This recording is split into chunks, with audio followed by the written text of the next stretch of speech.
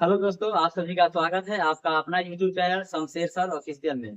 आज हम लोग लेकर के आए हैं एकदम मैथ का बेसिक रूल जो है। फर्स्ट नंबर है भिन्न, यानी कि 11 ऐसा टॉपिक है टेंथ का या फिर ninth, eight, seven, six, zero से लेकर के आप टेंथ, इलेवन, ट्वेल्थ तक का ये टॉपिक क्लियर हो जाएगा अगर यहाँ से ये सब देखिएगा तो। इससे पहला भिन्न है भिन्न, दूसरा है एलसीएम, तीसरा है एचसीएफ, चौथा है प्रतिशत, पांचवा है विभाज्यता, संख्या, घातांक, औसत, समीकरण, साधारण ब्याज और चक्रवृद्धि ब्याज। ये 11 टॉपिक अगर आप ढंग से पढ़ लेते हैं, ढंग से अगर ये वीडियो देख लेते हैं तो आपको दिक्कत नहीं होने वाला है। कोई भी कॉम्पिटिटिव एग्जाम में भी आपको शॉर्टकट तरीका मिल जाएगा कि कौन सी संख्या कैसी संख्या है, कहाँ से उसको कैसे सॉल्व करें, आपको क्लियर पता लग जाएगा। आ जाते हैं, मेरा फर्स्ट नंबर जो टॉपिक है वो है भिन्न। अब भिन्न कहते किसे हैं तो यहाँ पर लिखे हुए हैं हम, भिन्न बराबर होता है अंश बटे हर। यानी कि कोई भी संख्या अगर 4/3 हो, 2/6 हो, 9/4 हो, यानी कोई भी संख्या अगर दिया रहे बटा के फॉर्म में, भिन्न के फॉर्म में, इसे हम क्या कहते हैं, भिन्न कहते हैं। अब आ जाते हैं कि भिन्न को कितने भागों में बांटा गया है। भिन्न को हम लोग 4 भागों में बांटते हैं। पहला जो मेरा भिन्न है वो सरल भिन्न, दूसरा है मिश्रित भिन्न, तीसरा है उचित भिन्न और चौथा है अनुचित भिन्न। यहाँ पर हम लोग भिन्न को देख करके कंफ्यूज कर जाते हैं कि ये जो भिन्न दिए हुआ है वो ये कैसा भिन्न है, समझ नहीं पाते हैं कि उचित भिन्न है या अनुचित भिन्न है या फिर मिश्रित भिन्न है या फिर सरल भिन्न है। तो यहाँ पर इस टॉपिक को लेकर के आए हैं हम, आप लोग समझने की कोशिश कीजिएगा। पहला मेरा है सरल भिन्न। अब सरल भिन्न क्या होता है, कोई भी संख्या अगर बाटा के फॉर्म में दिया रहे तो भिन्न होता है। सरल भिन्न कौन सा भिन्न होता है, सरल भिन्न, यानी कि साधारण भिन्न कह सकते हैं इसको हम। सेकेंड नंबर में है मिश्रित भिन्न। अब मिश्रित भिन्न क्या होता है, कोई भी संख्या अगर पूर्णांक के फॉर्म में दिया रहे, यानी कि 2.3/2, 4.7/6, 9.3/4, ऐसा अगर दिया रहता है, कहीं भी अगर दिया रहे तो समझ जाना है कि कैसा भिन्न है, तो मिश्रित भिन्न है। यानी कि 2 सही 4/3, 3 सही 2/9, 3 सही 5/8। अगर ऐसा दिया रहे बहुत सारा, जैसे कि 3 5/9, 2 सही 4/8, 7 सही 6/3, अगर ऐसा दिया रहे तो समझना है हमको कौन सा भिन्न है, मिश्रित भिन्न है। आ जाते हैं हम लोग उचित भिन्न की तरफ। अब मेरा जो उचित भिन्न होता है, उचित भिन्न कौन होता है, कहीं पे दे देगा भिन्न के फॉर्म में, अब बोलेगा कि उचित भिन्न ये है या फिर अनुचित भिन्न है या सरल भिन्न है या मिश्रित भिन्न है। आपको अगर चेक करने के लिए बोला जाएगा तो साधारण तरीका से आप लोग चेक कर पाएंगे कि उचित भिन्न कौन सा भिन्न होता है। ध्यान दीजिएगा, 3/4, 2/5, 5/9, 18/24। कहने का मतलब कि ऊपर वाली संख्या जो अंश होगा वो छोटी संख्या होगा और जो हर होगा वो बड़ी संख्या होगा। तो अगर हर बड़ी संख्या है और अंश छोटी संख्या है तो वो हो जाता है उचित भिन्न। ठीक है, यहाँ पे 3/4 है, अंश 3 है और हर 4 है। 2/5, अंश 2 है और हर 5 है। 5/9, अंश 5 है और हर 9 है। 18/24, अंश 18 है और 24 हर है। यानी कि अंश का जो मान है वो छोटी संख्या है और हर का मान बड़ी संख्या रहे। अगर ऐसा रहे तो वो कौन सा भिन्न कहलाएगा, उचित भिन्न कहलाएगा। आते हैं हम नेक्स्ट क्वेश्चन की ओर।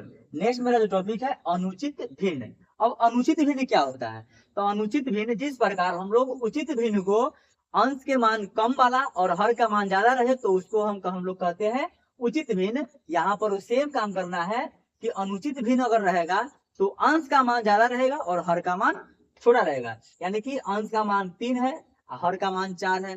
कहने का मतलब कि अंश का मान जो होगा, अंश जो होगा वो बड़ी संख्या होगा और हर होगा वो छोटी संख्या होगा। यहाँ पे भी है 5/3, तो अंश का मान जो है बड़ी संख्या है और हर का मान छोटी संख्या है। 6/4 है, यहाँ पर 7/3 है। और एग्जाम्पल आप ले सकते हैं 9/2, 18/15, 16/15। ये सब जो संख्या है, ये सब जो भिन्न है वो कौन सा भिन्न है, अनुचित भिन्न है। अब हम नेक्स्ट मेरा जो टॉपिक है वो है एलसीएम। अगला टॉपिक मेरा आ जाता है एलसीएम। अब बात कर लेते हैं एलसीएम। एलसीएम होता क्या है तो देखेंगे हम कि एलसीएम जो होता है वो होता है बड़ी संख्या। एलसीएम बड़ी संख्या होता है, जो भी बड़ी संख्या, सबसे बड़ी संख्या इसमें आएगा वो एलसीएम कहलाएगा। अब एलसीएम में, अब इसका जो हम काम करेंगे, हमको निकालना क्या है, एलसीएम। पहले तो इसको काम करेंगे 12, 18, 20, इसका एलसीएम ड्रॉ करेंगे इस टाइप से, 2 से लगाएंगे, 6 दूनी 12, 9 दूनी 18, 10 गुना 20। अब यहाँ पर देखेंगे कि कभी भी जो एलसीएम होता है वो अगर किसी संख्या से कटता है तो वो अभाज्य संख्या से, जैसे 2, 3, 5, 7, 11, 13, यही सब संख्या होता है और इसी को बोला जाता है अभाज्य गुणनखंड से आप एलसीएम ज्ञात करिए। तो इसी यही काम होता है कि इसमें जो होता है वो अभाज्य संख्या से ही सिर्फ कटता है, अभाज्य संख्या के अलावा कोई संख्या ऐसा नहीं हो सकता है जिससे ये कट जाए। अब यहाँ पे लगाइएगा 2 से 2 तिहाई 6, 9, 2 पंचे 10, फिर यहाँ 3 से लगाइएगा, 3 एकम 3, 3 तिहाई 9, ये 5 रह जाएगा। अब इसको क्या करते हैं हम लोग, तो आपस में मल्टीप्लाई करते हैं, तो 2 गुने 2, 3 गुने 3 गुने 5 गुना करेंगे, 5 के 15, 15 के 45, 45 दुना 90, 90 दुना 180। तो आपका कितना आ गया एलसीएम, 180 आ गया। आ जाते हैं हम सेकेंड नंबर क्वेश्चन की ओर।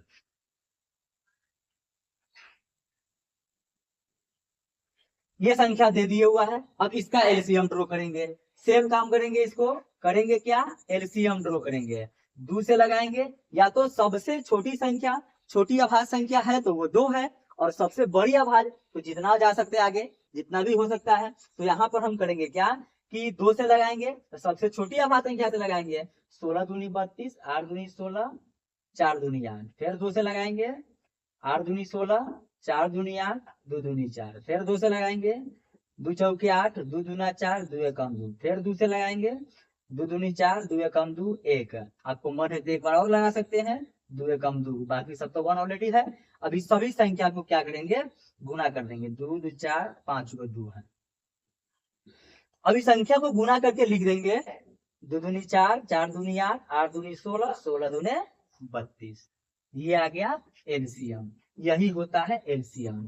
यानी कि एलसीएम को सबसे छोटी अभाज्य संख्या से पहले लगाते हैं, अगर उससे न लगे तो फिर उससे बड़ी अभाज्य संख्या से, यानी कि 3 से लगाएंगे, 3 से भी न लगे फिर 5 से लगाएंगे, 5 से न लगे 7 से, 11 से, 13 से, इस टाइप से हम लोग करते रहते हैं। लेकिन जो भी संख्या से लगाएंगे वो संख्या ही अभाज्य होना चाहिए, और अभाज्य संख्या से ही लगेगा, सिर्फ दूसरा कोई संख्या से एलसीएम नहीं लगता है। इसीलिए इसका नाम भी रखा गया है कि अभाज्य गुणनखंड विधि से एलसीएम ज्ञात कीजिए, अभाज्य गुणनखंड विधि से एलसीएम ज्ञात कीजिए।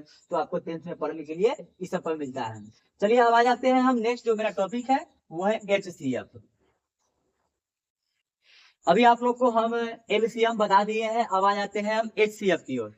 एचसीएफ दिए हुआ है, एचसीएफ होता क्या है, तो छोटी संख्या होता है। अब जब एचसीएफ छोटी संख्या होता है तो यहाँ पर क्वेश्चन नंबर 1 हम ले रखे हैं 12 और 20।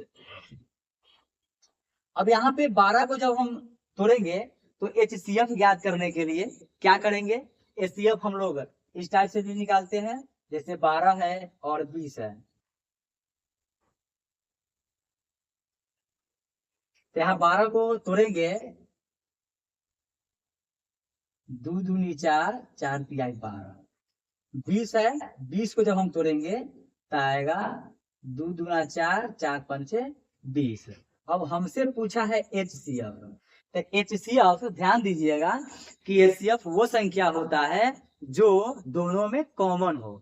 अगर दोनों में कॉमन होता है तो वो मेरा होता है एचसीएफ का। एचसीएफ क्या करता है कि दोनों में जो कॉमन होता है वही एचसीएफ होता है। अब यहाँ पर जब हम देखेंगे तो ये 2 जो है वो दोनों में कॉमन है, यहां से देखेंगे तो ये 2 दोनों में कॉमन है, तो मेरा एचसीएफ आ जाएगा, दोनों कॉमन में से 1 2 निकला, ये दोनों कॉमन है, इसमें से 1 2 निकला, तो 2 दूनी 4 मेरा हो गया एचसीएफ। अब हम बात कर लेते हैं कि एक तरीका और है इसको एचसीएफ ज्ञात करने का। जैसे छोटी संख्या 12 है, बड़ी संख्या 20 है, तो 12 से 20 में हम एचसीएफ ज्ञात करेंगे। तो 12 एकम 12, बच गया यहाँ पर 8। अब यहां से क्या है 12, तो 12 यहां उतारेंगे, तो 8 एकम 8, 4 बचा। अब यहां से 8 यहां उतारेंगे, 4 दूनी 8 कट गया। तो इसका भी जो मेरा मौसा आ रहा है वो कितना आ रहा है, 4 ही आ रहा है, ये 4 ही ना आ रहा है मौसा, और इसका भी क्या आ रहा है मौसा, 4 आ रहा है। तो दोनों विधि आपको बेस्ट है, लेकिन आपको ज्यादातर ये विधि आपको पसंद आएगा और यही विधि से ही बनाना है, शॉर्टकट तरीका है। ये थोड़ा लंबा बन जाता है, ये शॉर्ट बनता है। आ जाते हैं हम सेकेंड नंबर क्वेश्चन की। सेकेंड नंबर जो मेरा क्वेश्चन है वो है 70 और 85। अब 70 को तोड़ेंगे, 2 पंचे 10, 10 सते 70। 85 को जब हम तोड़ेंगे तो 85 को हमको आ जाएगा 17 पचे 85, तब 5 गुने 17। अब देखेंगे कि हमको निकालना है एचसीएफ। जब एचसीएफ ज्ञात करना है तो एचसीएफ तो वो संख्या होता है जो दोनों में कॉमन होता है। अब यहां देखेंगे तो 5 आ रहा है, तो मेरा एचसीएफ क्या निकल करके आएगा, 5। ये हो गया मेरा आंसर। इसको भी आप निकालना अगर चाहते हैं तो 70 और 85 में 70 छोटी संख्या है और 85 बड़ी संख्या है, तो इसको भी निकाल सकते हैं। 70 एकम 70, 15 बच गया, सॉरी हाँ 15 बच गया यहाँ पे, यहाँ से उतरेगा यहाँ 70, 15 चौका 60, 10 यहाँ आ गया 15, 10 एकम 10, 5 बचा कट गया, यहाँ आ गया 10, तब 5 गुना 10।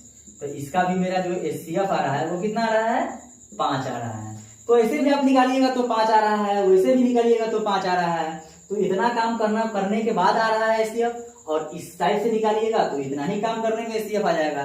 चलिए यहाँ तक आप लोगों को समझ में आ गया होगा। चलिए अब हम आगे जाते हैं। मेरा जो 4th नंबर जो टॉपिक है वो है प्रतिशत। अब हम लोग बात करने वाले हैं प्रतिशत। प्रतिशत क्या होता है, प्रतिशत के बारे में बात करते हैं। चौथा टॉपिक मेरा है प्रतिशत का। अब देखिएगा प्रतिशत के जो क्वेश्चन होगा वो आज के बाद आप देखते ही सिर्फ मुंह से बोलिएगा, पेन और पेपर जरूरत नहीं पड़ेगा, आपको सीधे बोलिएगा कि इतना प्रतिशत का, इतना प्रतिशत का, इतना रुपया आ जाएगा। अब देखेंगे यहाँ पर प्रतिशत होता क्या है, प्रति जोड़ शत, इट मीन्स प्रतिशत। प्रति मतलब क्या होता है 1, और शत मतलब 100, यानी कि 100%, ठीक है, 100%। अब हम देखते हैं पहला जो मेरा क्वेश्चन दे रखा है वो 200 रुपये का, यानी 200 का 70%। अब यहाँ देखेंगे 200 का, तो 200 का मतलब गुना 70%, तो 70 गुने 1/100। क्या यहाँ बोले हैं कि प्रति जोड़ शत, यानी कि 1 प्रति मतलब 1, शत मतलब 100। 200 का 70%, तो 200 का मतलब गुना 70 गुने प्रतिशत में करना है ना, तो 1/100। अब यहाँ देखेंगे 10 से 10, 10 से 10। अब यहाँ क्या बच गया 20 गुने 7, तो 20 सत्ते 140। ये मेरा आंसर हो गया। आ जाते हैं सेकेंड नंबर क्वेश्चन की। सेकेंड नंबर जो क्वेश्चन कहता है 540 का 7%। अब देखेंगे तो 540 का मतलब गुना कै प्रतिशत है, 7%, तो 7 गुने 1/100। अब यहाँ 10 से 10 कट जाएगा, यहाँ हो गया 54 गुने 7, अब बटा में 10। अब यहाँ पे क्या करेंगे, अगर कटने वाला है तो काट लेंगे, 5 गुना 10, 27 गुना 54। अब यहाँ हो जाएगा 7 सत्ते 49, 7 गुना 14, 4 18 बटा में 5। इसको जब हम भाग देंगे तो 5 तिहाई 15, 3 39, 5 सत्ते 35, 4 पॉइंट यहाँ देंगे तो वहां 0 बिठाएंगे, तो बच गया 4, तो 40, तो 5 8 40। ये मेरा हो जाएगा आंसर। आ जाते हैं अब थर्ड नंबर क्वेश्चन की ओर। थर्ड नंबर जो मेरा क्वेश्चन है 320 का 80% का फिर 20%। नंबर 320 का 80% का 20%। अब यहाँ पर जैसे ही 2-3% आ जाता है तो बच्चा कंफ्यूज हो जाता है कि 2% है, 3% है, कैसे बनाए इसको। तो आज के बाद आप देखते ही सॉल्व करना स्टार्ट कर दीजिएगा। 320 का मतलब गुना 80%, तो 80 गुने 1/100। फिर का मतलब गुना 20%, तो 20 गुने 1/100। 10 से 10 काट देंगे, 10 से 10 काट देंगे, 10 से 10 काट देंगे। यहाँ आ गया 32 गुने 8, ऊपर बच गया 2, अब बटा में बच गया 10। अब क्या करेंगे इसको, 2 पंचे 10। अब यहाँ पर 8 दूना 16, 8 3 24, 1 25 बटा में 5। अब 5 से 50 25, उधर 6 बच गया, 5 एकम 5, 1 0, 5 दूना 10 कट गया, यानी कि आपका आ गया 51.6 आंसर।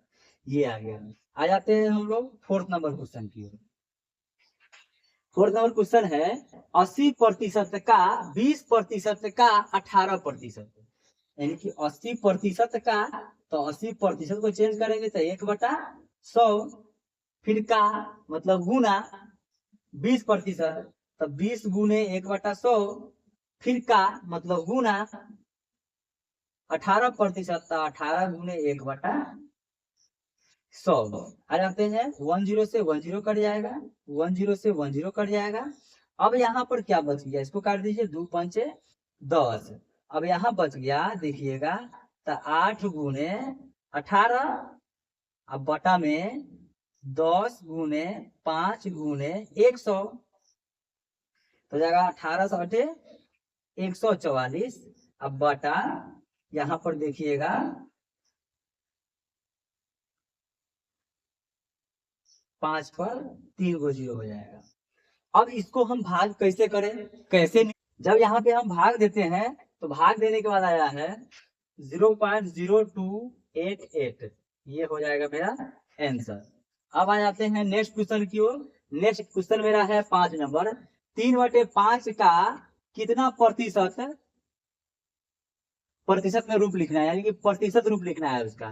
तो अब अभी हम लोग सीखे हैं कि 80% का 20% का 18% कैसे निकालेंगे, अभी सीख चुके हैं। अब हम 5 नंबर क्वेश्चन पे आते हैं।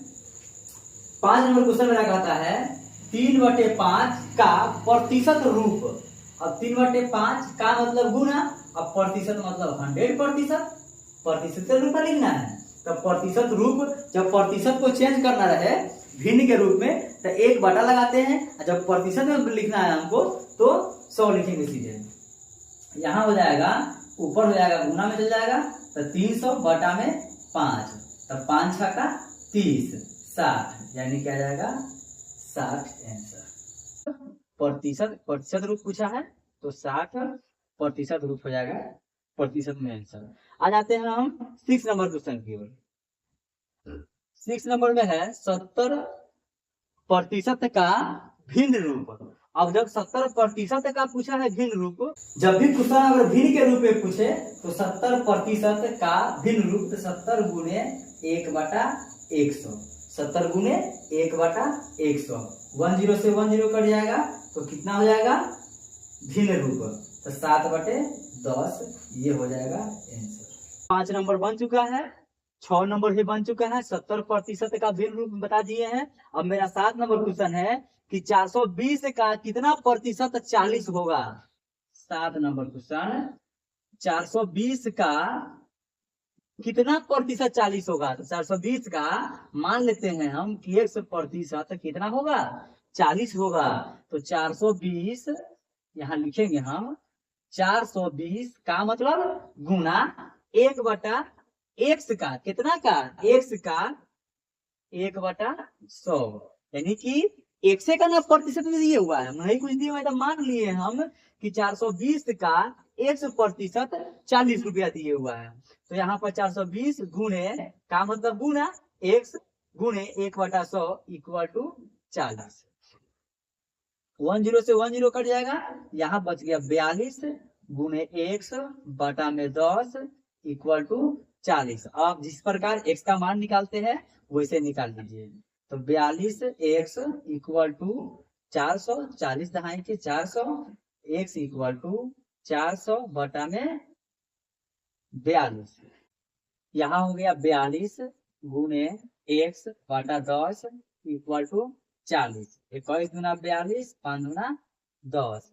अब यहाँ पे जो आ जाएगा 21x बटा 5 इक्वल टू 40। अब क्रॉस मल्टीप्लाई करेंगे, 21x इक्वल टू 4 पंचे 20, तो x इक्वल टू 200 बटा में 21। इसको जब भाग दीजिएगा 9 पॉइंट कुछ आएगा, 9 पॉइंट समथिंग करके कुछ आएगा यहाँ पे। ये हो गया आंसर। अब हम आगे जो बात करने वाले हैं 8 नंबर का, 15% का 15% का 15%।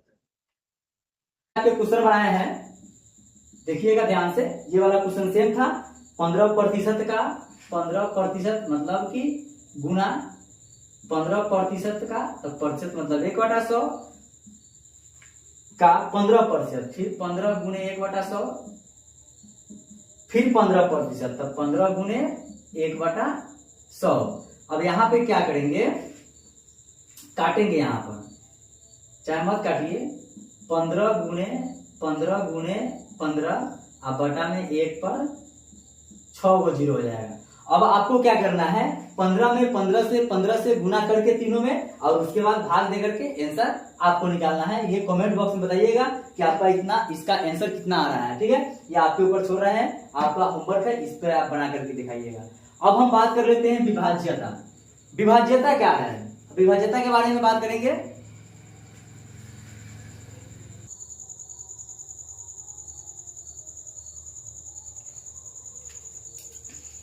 अब हम बात कर लेते हैं विभाज्यता। अब विभाज्यता क्या है, कैसे पहचानेंगे कि विभाजित हो रहा है कि नहीं हो रहा है, इसके लिए रूल लेकर के आए हैं हम। रूल कहता है, रूल नंबर फर्स्ट, 2 से कटने वाली संख्या। और कोई संख्या देख चुका है और बोलेगा कि ये संख्या क्या 2 से कट रहा है या 2 से विभाज्य है या नहीं है, तो कैसे हम लोग बताएंगे।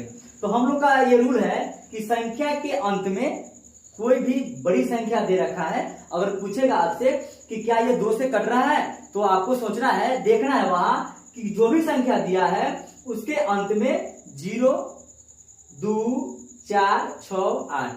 अगर 0, 2, 4, 6, 8, अगर ये संख्या में से कोई भी संख्या अगर है लास्ट में, कहा लास्ट में, तो ये संख्या 2 से विभाज्य होगा, यानी कि 2 से पूरा पूरा कट जाएगा। जैसे कोई भी संख्या आप ले लीजिए, 4, 8, 9, 6, 3, 5, लास्ट में 4 दे दिए, इसको 2 से काटिए, ऑलरेडी ये कट जाएगा, 2 से पूरा पूरा विभाज्य है। अब हम नेक्स्ट क्वेश्चन में आ जाते हैं। नेक्स्ट मेरा जो पॉइंट है, रूल नंबर 2 कहता है 3 से कटने वाली संख्या। अब 3 के लिए रूल क्या है कि 3 से कैसे समझेंगे कि ये कट जाएगा, देख करके। तो संख्या का योग, अगर कोई संख्या दे रखा है, जैसे समझ लीजिए यहाँ पे संख्या का योग, जैसे में यहाँ दिए रखा है 25, संख्या का योग 3 से कटनी चाहिए। इसका रूल है, 3 से कटने का रूल है कि संख्या का जो योग होगा ना वो 3 से कटना चाहिए। तो इसका जो योग करेंगे तो 2 + 5, 5 × 7 नहीं कट रहा है, तो इसका क्या होगा, ये रूल ये 3 से विभाज्य नहीं होगा।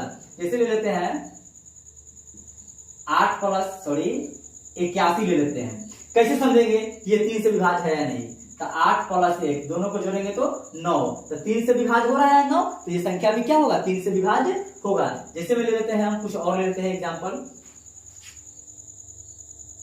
+2 + 3, तीनों के क्या बोले हम, योग करना है। जो भी संख्या दिया रहा है उस सब संख्या को योग करना है। तो 3 × 3 = 6। अब 6 है तो 6 3 से कट रहा है, 6 3 से कट रहा है। जब 3 से 6 कट रहा है तो वो भी क्या होगा, 123 भी 3 से विभाज्य होगा, यानी कि वो कट जाएगा। अब आ जाते हैं 4 के लिए, 4 से कटने वाली संख्या। अब 4 के लिए सर रूल क्या है, तो 4 के लिए रूल सिंपल सा है कि लास्ट का जो 2 नंबर होगा, लास्ट का 2 जो संख्या होगा वो 4 से कटनी चाहिए। जैसे में ले लेते हैं हम 8, 7, 6, 9, 4, 8।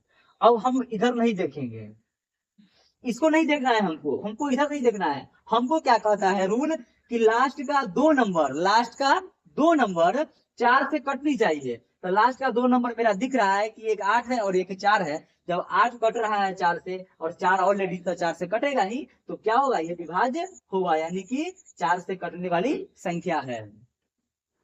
आते हैं रूल नंबर 4 में। रूल नंबर जो मेरा 4 कहता है वो कहता है कि 5 से कटने वाली संख्या, यानी कि 5 से विभाज्य संख्या।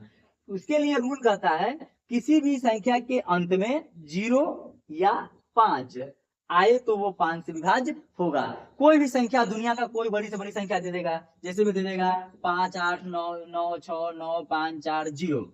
जीरो आ गया 5 से विभाज्य होगा। अगर दे देगा यहाँ पे 8 3 4 7 5 6 9 5, 5 आ गया, ये भी क्या होगा 5 से विभाज्य होगा ही होगा। तो यहाँ पर लिख सकते हैं आप एग्जाम्पल में 9 6 0 9 5 0, ये भी कटेगा। या फिर और लिख सकते हैं 4 8 3 5 6 5, ये भी लिख सकते हैं। यानी कि ये क्या होगा, ये कट जाएगा।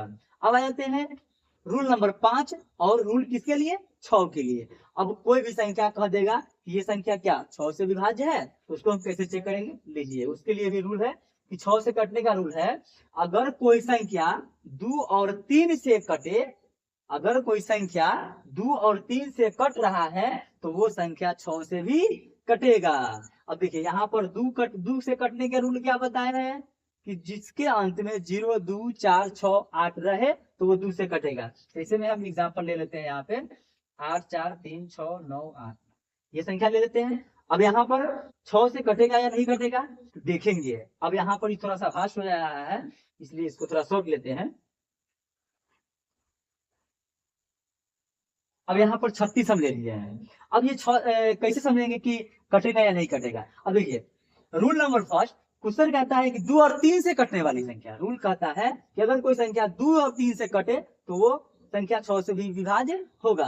तो रूल नंबर 2 के लिए कहता है कि जिसके अंत में 0 और 2 4 6 8 रहे, तो 0 और 2 4 6 8, तो 6 आ रहा है। चलिए अब इसमें 2 रूल लग रहा है, एक तो है कि 3 से भी, तो 3 के लिए क्या है कि योग जो होना चाहिए वो कितना होना चाहिए, योग कटना चाहिए 3 से।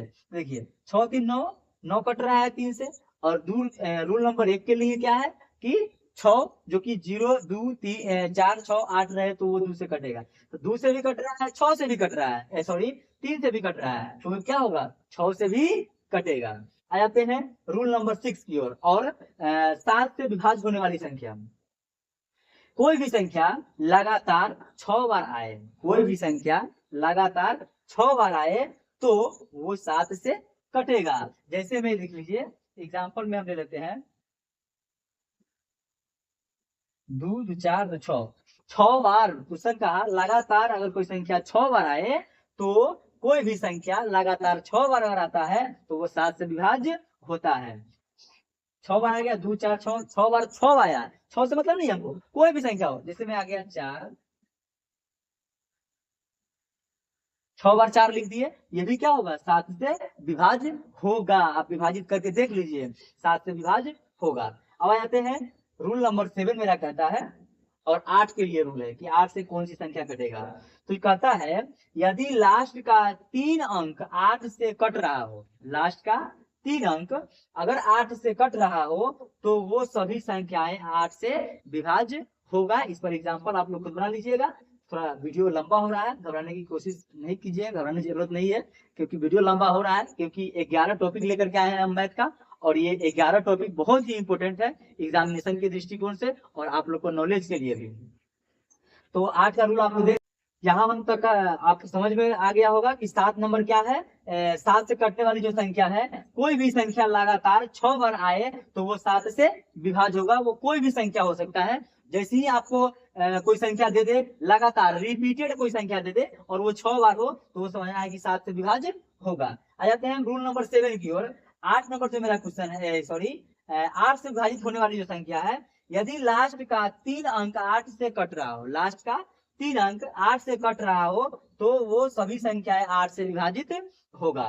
और रूल नंबर 8 है 9 से कटने वाली संख्या, यदि संख्या के अंकों का योग 9 से कट रहा हो, अगर कोई संख्या दे दिया हुआ है और वो सभी संख्याओं के अंकों का जो इस टाइप का योग अगर निकालने पर वो 9 से विभाजित हो रहा हो तो वो 9 से भी विभाजित, पूरी संख्या जो होगा वो 9 से विभाजित होगा। रूल नंबर 9 है 10 के लिए कि लास्ट में 0 आए, अगर लास्ट में कोई संख्या दे रखा है, अगर वो लास्ट में 0 आता है तो वो क्या होगा 10 से विभाजित होगा। यहाँ पर दे रखा है एग्जाम्पल में 54 980, जैसी लास्ट में दे रखा है 0 तो वो क्या होगा 10 से विभाजित जरूर होगा। अब हम चलेंगे अगले टॉपिक की ओर। अगला जो टॉपिक है मेरा वो है संख्याएं। अब संख्याएं पे बात करेंगे।